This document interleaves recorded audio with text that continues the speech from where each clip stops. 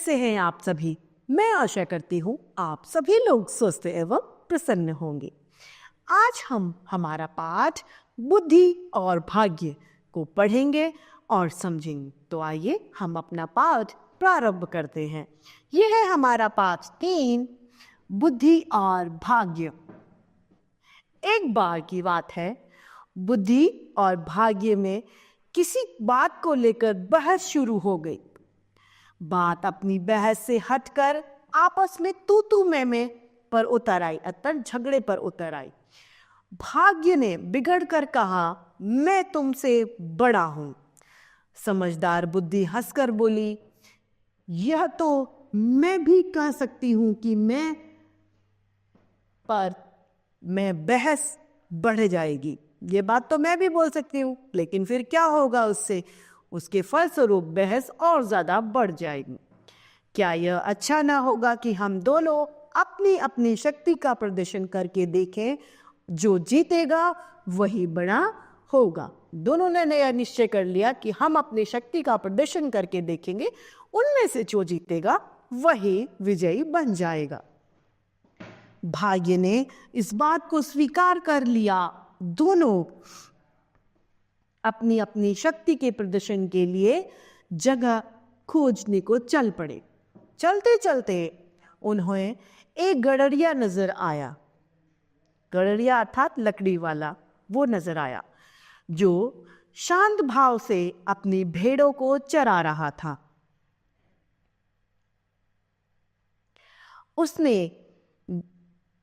उसे देख बुद्धि ने कहा, क्या तुम इसे वैभवशाली बना सकते हो?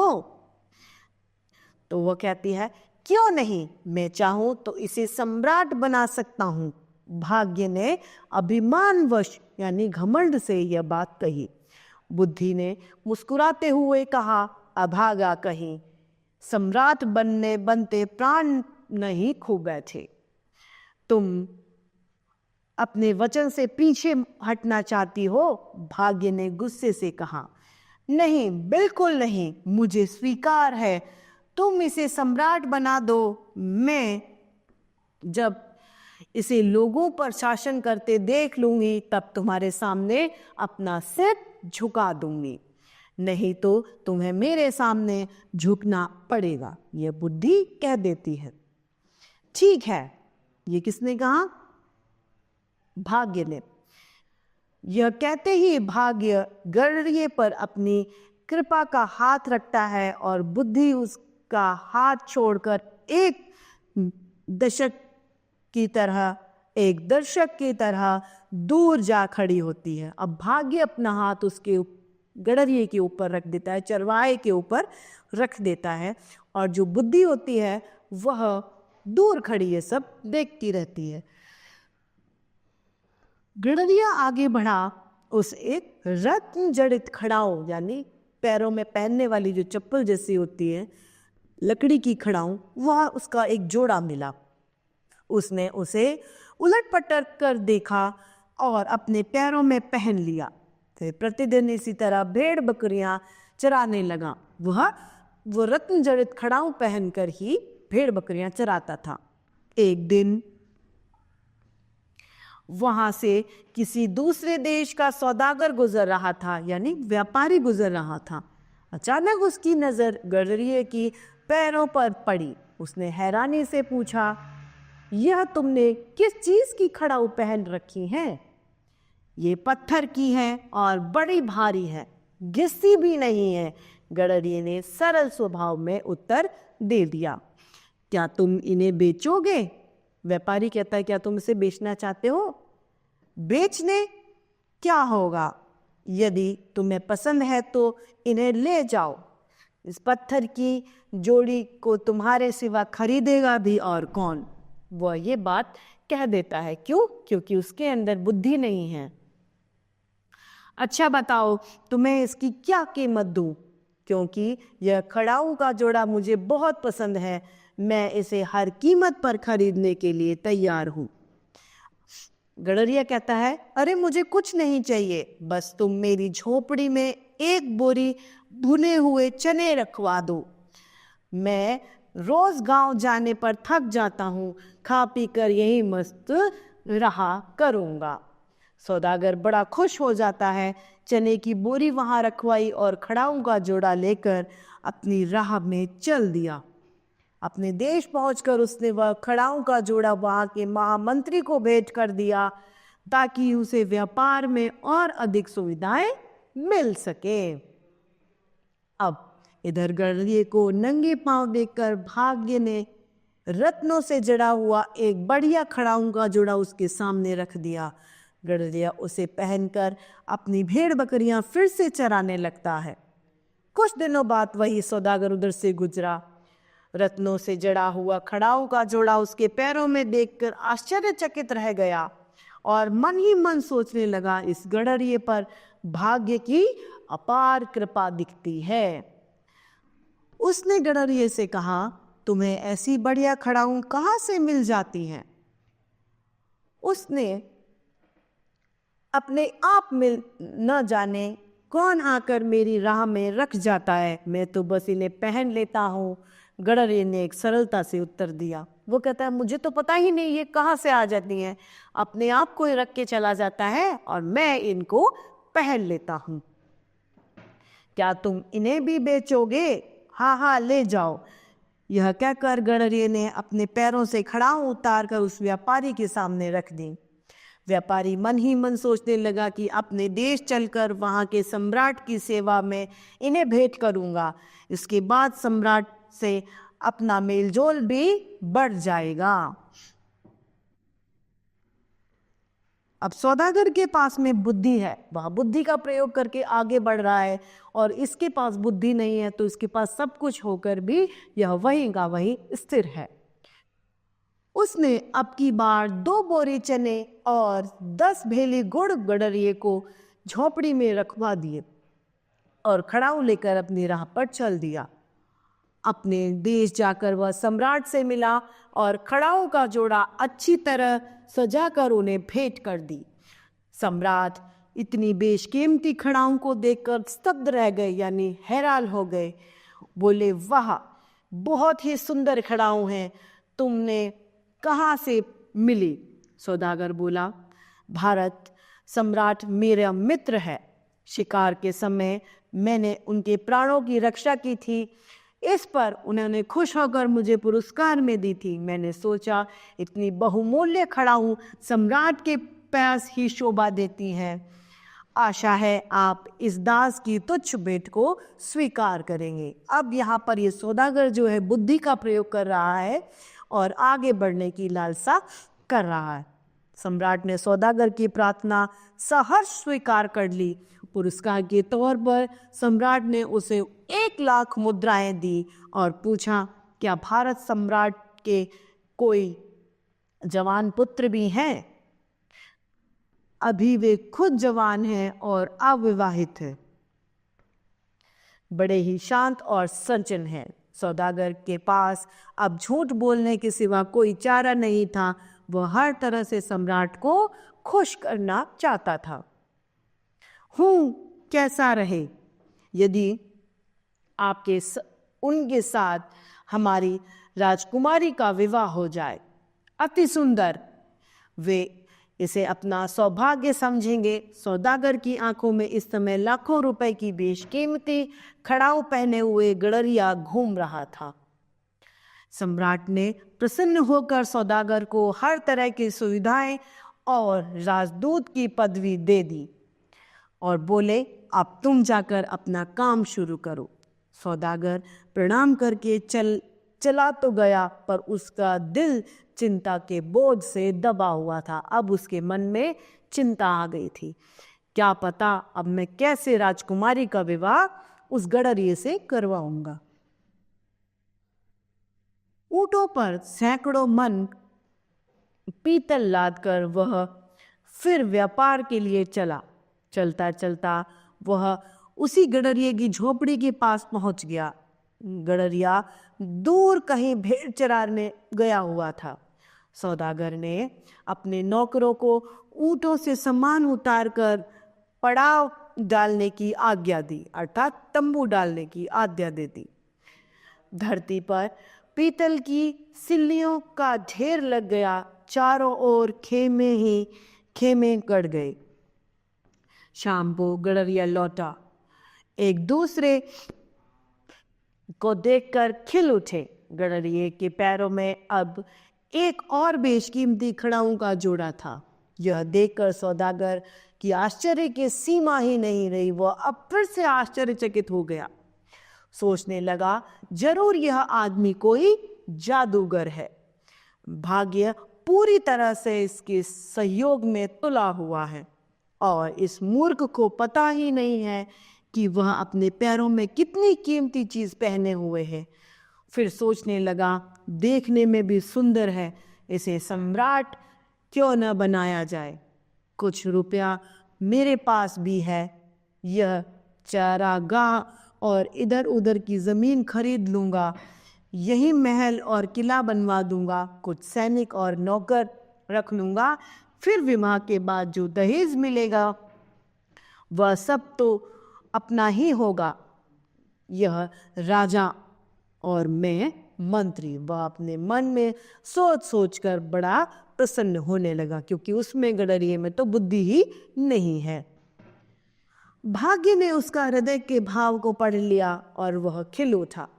बुद्धि मुस्कुरा उठी। भेड़ बकरियों को अपनी अपनी जगह बांधकर थका हुआ गडरिया पीतल की सिल्लियों के ढेर का सहारा लेकर बैठ गया और सौदागर से बोला, अब की बार तुम बहुत जल्द ही लौट आए। हाँ, बहुत काम पड़ा था। अब मैं तुम्हारे पास कुछ दिन रहूंगा, तुम्हें कुछ ऐतराज तो नहीं? वो कहता है, अरे वाह, कैसी बात करते हो, जंगल में मंगल हो जाएगा। बस मेरी भेड़ बकरियों को तुम्हारे कोई आदमी न छेड़े, मेरी भेड़ बकरियों को कुछ न करे, बाकी सब मजे की बात है। अरे अब तुम इन भेड़ बकरियों की चिंता मत करो, मैं तुम्हें सम्राट बनाने आया हूं। सम्राट वह क्या भला होती है? गडरिया कहता है, सम्राट क्या होता है? गडरिये ने हैरानी से पूछा। सम्राट का मतलब होता है महाराज, मतलब कि आसपास के इलाके के जितने भी आदमी हैं वह सब तुम्हारी चाकरी करेंगे। मैं अपने देश की राजकुमारी से तुम्हारी शादी कराऊंगा। मेरा विवाह तुम्हारी बातों से, तुम्हारी बातें तो मेरी समझ में नहीं आ रही, गडरिया बोलता है, पर ठीक है, जो तुम्हारी इच्छा हो सो करो, बस मेरी भेड़ बकरियों को कोई कुछ नहीं कहे। यह कहते कहते वह अजीब मूर्खता से हंस दिया। तभी अचानक सौदागर की नजर पीतल के ढेर पर पड़ी। वह आंखें फाड़ कर देखता ही रह गया। पीतल में एक अजीब तरह की चमक आ गई थी। वह अब पीतल नहीं, सोने का ढेर बन गया था। वह सोचने लगा, ओह, ये आदमी क्या भाग्य का बली है, इसे सम्राट बनाना कुछ कठिन काम नहीं, यह तो सम्राट खुद ही बना हुआ है। भाग्य ने जीते हुए वीर की तरह अभिमान में बुद्धि की ओर देखा और बुद्धि ने मजाक में ही उत्तर दिया, कोई बात नहीं, अभी आगे बढ़ो। सौदागर ने अपना सोचा हुआ काम करना शुरू कर दिया। सोना बेचकर जमीन खरीदी, महल और किला बनाया, सेना भर्ती की। अब बेशुमार दौलत उसके पास में मौजूद थी। वहां के जमींदारों को मुंहमाया रुपए देकर कुछ जागीरें भी खरीद ली। गडरिये एक बढ़िया बढ़िया कपड़े बनवाए। सजा हुआ गडरिया शक्ल सूरत से अब राजा लग रहा था। वह वास्तव में राजा का अर्थ भी नहीं जानता था। धीरे धीरे सौदागर उसकी भेड़ बकरियां भी इधर उधर कर दी। जब गडरिये ने पूछा तो कह दिया, रात में खुलकर न जाने वे कहाँ चली गई। गडरिया सबके सामने बहुत रोया, चीखा चिल्लाया। सौदागर खींच उठा, अजीब मूर्ख से पाला पड़ा है, बुद्धि तो इसको छू तक के नहीं गई है। वह गडरिये से कड़क कर बोला, खबरदार, जो आगे से किसी के सामने चीखे चिल्लाए, जो बात कहनी है वह कान में आकर कहो। यह देखकर ताना मारते हुए बुद्धि ने भाग्य से कहा, देख रहे हो तुम्हारे सम्राट की क्या दशा हो रही है। भाग्य बोला, बुजुर्ग को कहने का अधिकार है। बुद्धि हंस दी। इस सौदागर ने अपने महाराज को विवाह की सूचना भेज दी। बात पक्की हो गई। विवाह का दिन भी तय हो गया। समय पर सौदागर गडरिये को दूल्हा बनाकर शाही बारात सजाकर विवाह के लिए निकल पड़ा। अब बारात का ठाट देखते ही बनता था। हाथी, घोड़े और रथों की लंबी कतारें, क्योंकि इतना सोना भाग्य ने दे दिया था कि वे मालामाल हो चुके थे। दूल्हे के साथ सौदागर भी हाथी पर बैठा आगे आगे चल रहा था। उसने आगे शहनाई बजती जा रही थी। लड़की वालों ने भी जोरदार स्वागत किया, पर यह सब देख गडरिया बहुत परेशान था। उसने सौदागर के कान में कहा, ये लोग क्यों आए हैं? कहीं मुझे पकड़ने तो नहीं आए? कहीं मेरी भेड़ बकरियां तो इनके खेत में चरने नहीं चली गई थी? स्वागत करने वालों में से महामंत्री ने सौदागर से पूछा, क्या सम्राट ने कुछ हमारे लिए आदेश दिया है? सौदागर ने कहा, हाँ, हमारे सम्राट का कहना है कि स्वागत में आए हुए प्रत्येक आदमी को 10-10 सोने की मोहरें इनाम में दी जाएं। चारों ओर सम्राट की जय जयकार के नारे गूंजने लग जाते हैं। भाग्य ने अट्टहास करते हुए बुद्धि की ओर देखा। बुद्धि शांत भाव से बोली, पर यह सब तो सौदागर की मेहरबानी से हुआ है ना, क्योंकि मैंने सौदागर का साथ नहीं छोड़ा। सौदागर के सहारे मैं और तुम अपनी अपनी मंजिल की ओर बढ़ रहे हैं।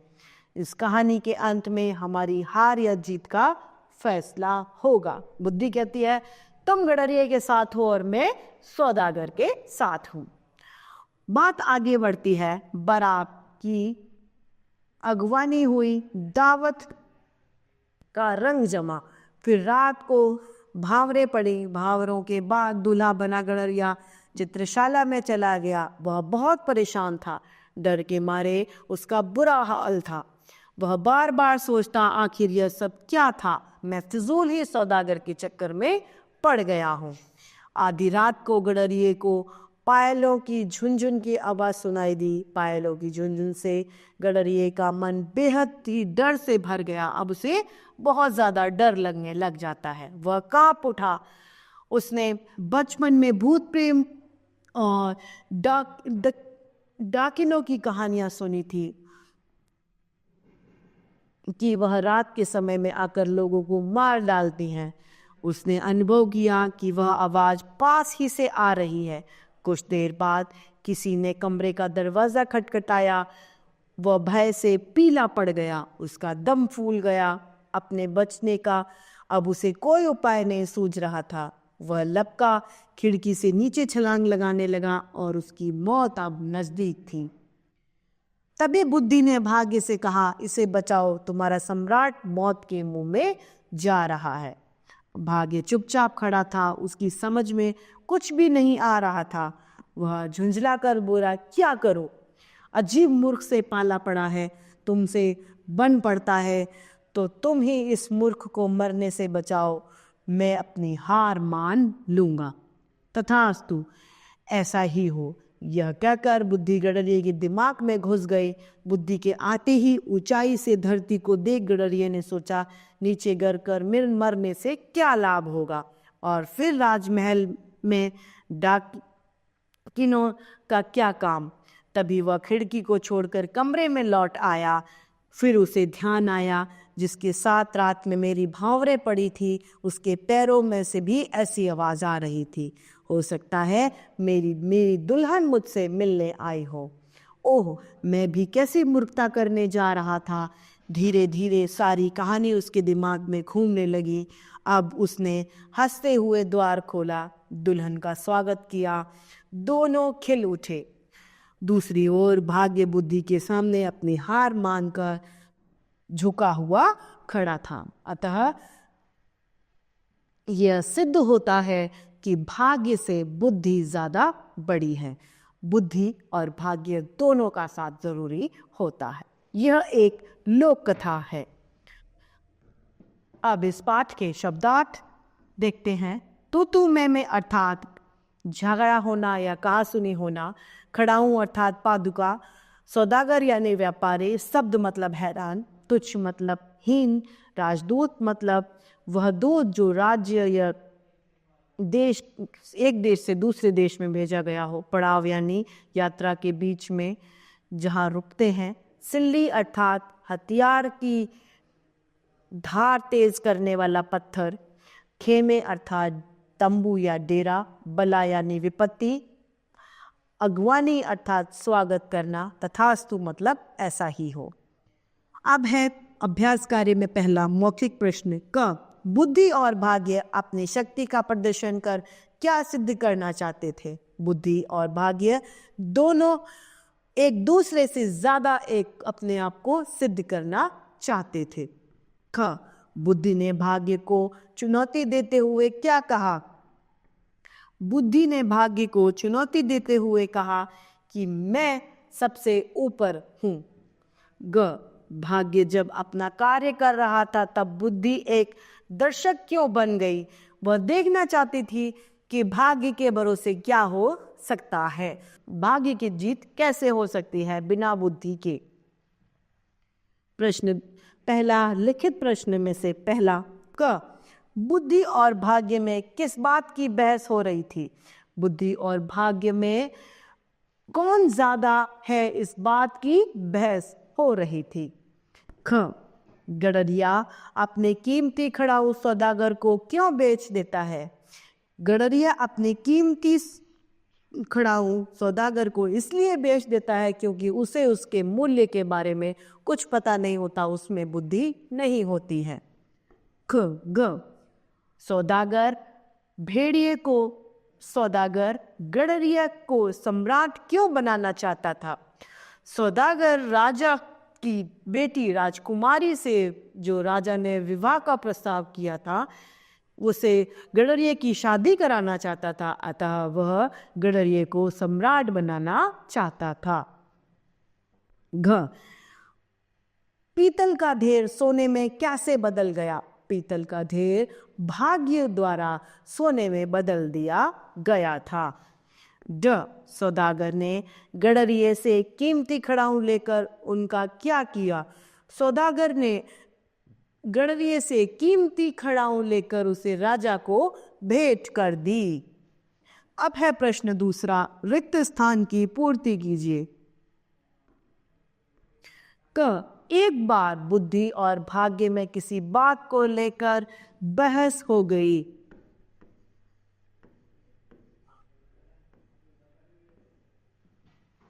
ख।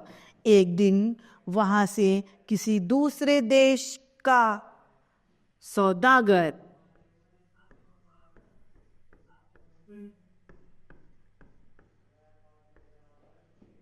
ग। सौदागर ने प्रसन्नता से रिक्त स्थान की बारी वहां रखवाई। चने की बोरी।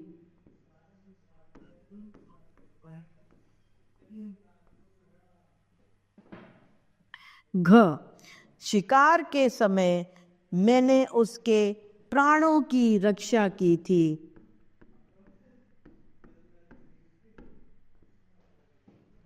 ड। मैं अपने देश की राजकुमारी से तुम्हारा विवाह भी कराऊंगा।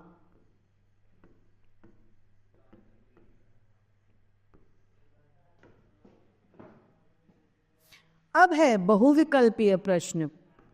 प्रश्न पहला, रत्न जड़ित खड़ाऊ के बदले में गडरिये ने सौदागर से क्या मांगा? एक बोरी गेहूं, एक बोरी चावल, एक बोरी भुना चना या कुछ नहीं?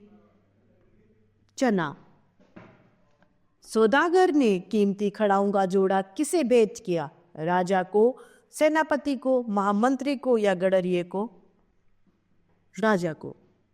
तीसरा, सौदागर ने भारत सम्राट किसे बनाया? खड़ाऊ बनाने वाले को, गडरिये को, अपने मित्र को या इनमें से कोई नहीं, गडरिये को। सम्राट बनने की बात पर गडरिये ने हैरानी से क्या कहा,